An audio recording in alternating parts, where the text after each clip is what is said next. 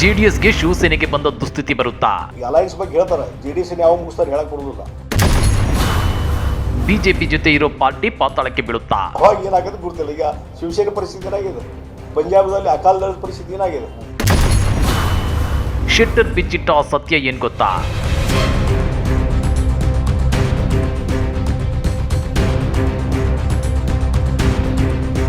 BJP ಜೊತೆ ಯಾವ ಪಕ್ಷ ದೋಸ್ತಿ ಮಾಡಿಕೊಳ್ಳುತ್ತೋ ಆ ರಾಜಕೀಯ ಪಕ್ಷಕ್ಕೆ ಉಳಿಕಾಲ ಇಲ್ಲ. ಇದು ಈ ಹಿಂದಿನಿಂದಲೂ ಸಾಬೀತಾಗಿದೆ. ಹಾಗಾದ್ರೆ ಲೋಕಸಭಾ ಚುನಾವಣೆಗಾಗಿ ಬಿಜೆಪಿ ಜೊತೆ ದೋಸ್ತಿ ಮಾಡ್ಕೊಂಡಿರೋ ಜೆಡಿಎಸ್ ಕತೆ ಏನಾಗುತ್ತೆ?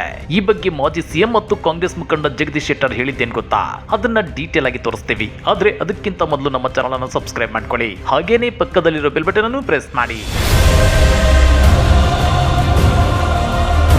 ಭಾರತೀಯ ಜನತಾ ಪಾರ್ಟಿ ಕರ್ನಾಟಕದಲ್ಲಿ ನೆಲಕಚ್ಚಿದೆ.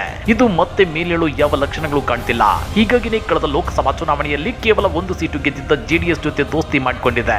ಇಲ್ಲಿ ಅಸ್ತಿತ್ವಕ್ಕಾಗಿ ಪರದಾಡುತ್ತಿರೋ ಜೆಡಿಎಸ್ಗೂ ಬಿಜೆಪಿ ದೋಸ್ತಿ ಅನಿವಾರ್ಯ. ಇತ್ತ ಕಳೆದ ವಿಧಾನಸಭಾ ಚುನಾವಣೆಯಲ್ಲಿ ಮೋದಿ ಮ್ಯಾಜಿಕ್ ವರ್ಕೌಟ್ ಆಗಿಲ್ಲ ಅಂತೇಳಿ ಆತಂಕಗೊಂಡಿರೋ ಬಿಜೆಪಿಗೂ ಜೆಡಿಎಸ್ ದೋಸ್ತಿ ಅನಿವಾರ್ಯವಾಗಿದೆ.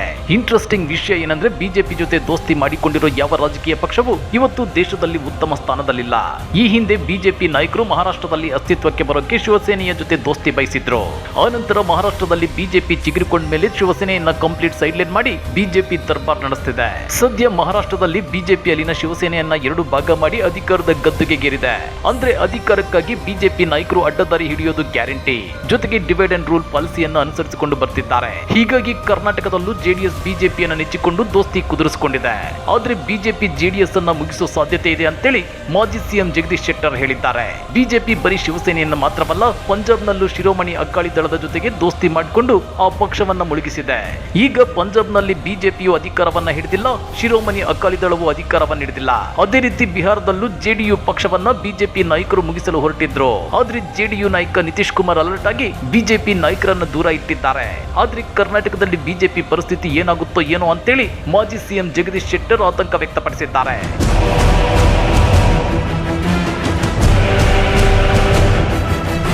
ಮೊದಲು ಮೇಜರ್ ಸೀಟ್ ಅವ್ರಿಗೆ ಕೊಡ್ತಿದ್ರು ಅಸೆಂಬ್ಲಿ ಮತ್ತು ಪಾರ್ಲಿಮೆಂಟ್. ಮುಂದೆ ಸ್ವಲ್ಪ ಇವ್ರು ಸೀಟ್ ಜಾಸ್ತಿ ಬರಕ್ಕೆ ಹತ್ಕೊಳ್ಳಿ ಅವ್ರನ್ನ ಮುಗಿಸೇ ಬಿಟ್ಟು. ಅಲಯನ್ಸ್ ಬಗ್ಗೆ ಹೇಳ್ತಾರೆ, ಜೆಡಿಎಸ್ ಯಾವ ಮುಗಿಸ್ತಾರೆ ಹೇಳಕ್ ಬರುವುದಿಲ್ಲ. ಮತ್ತು ಅವರಿಗೆ ಅನಿವಾರ್ಯ ಇತ್ತು, ಇವ್ರಿಗೆ ಅನಿವಾರ್ಯ ಇತ್ತು, ಇಬ್ಬರಿಗೆ ಅನಿವಾರ್ಯ ಇತ್ತು, ಆಗಿದ್ದಾರೆ ಅಲಯನ್ಸ್. ಆದರೆ ಯಾವಾಗ ಏನಾಗುತ್ತೆ ಗೊತ್ತಿಲ್ಲ. ಇನ್ನು ಬಿಜೆಪಿ ಅಧಿಕಾರದಲ್ಲಿರೋ ರಾಜ್ಯಗಳಲ್ಲಿ ಪ್ರಜಾತಂತ್ರ ವ್ಯವಸ್ಥೆಯೇ ಡೋಲಾಯಮಾನವಾಗ್ತಿದೆ. ಆಪರೇಷನ್ ಕಮಲದ ಮೂಲಕ ಸ್ಪಷ್ಟ ಜನಾದೇಶ ಇರೋ ಪಕ್ಷದ ಶಾಸಕರನ್ನು ಸೆಳೆದು ಅಧಿಕಾರ ಮಾಡುತ್ತಿದ್ದಾರೆ. ಹೀಗೆ ಮಾಡೋದ್ರಿಂದ ಪ್ರಜಾಪ್ರಭುತ್ವ ವ್ಯವಸ್ಥೆಯಲ್ಲಿ ಜನಾದೇಶಕ್ಕೆ ಇನ್ನ ಬೆಲೆ ಎಲ್ಲಿರುತ್ತೆ? ಅದೇ ರೀತಿ ಇದೀಗ ದೇಶದ ಹಲವು ರಾಜ್ಯಗಳಲ್ಲಿ ಗವರ್ನರ್ಗಳಿಗೆ ಬೆಲೆನೇ ಇಲ್ಲದಂತಾಗುತ್ತಿದೆ. ಗವರ್ನರ್ಗಳು ತೆಗೆದುಕೊಳ್ತಿದ್ದ ನಿರ್ಣಯಗಳಿಗೆ ಒಂದು ಗತ್ತಿತ್ತು, ಗಾಂಭೀರ್ಯ ಇರ್ತಿತ್ತು.